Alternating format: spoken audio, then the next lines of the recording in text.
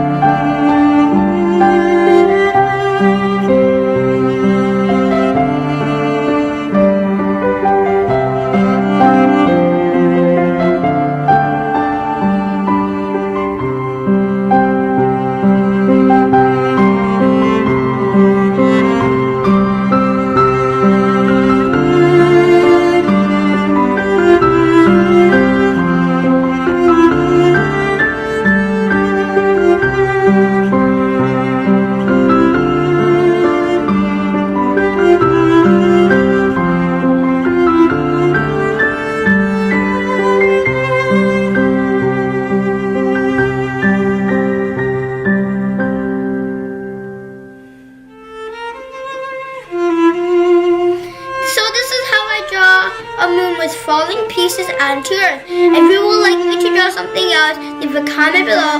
Thanks for watching. Please subscribe.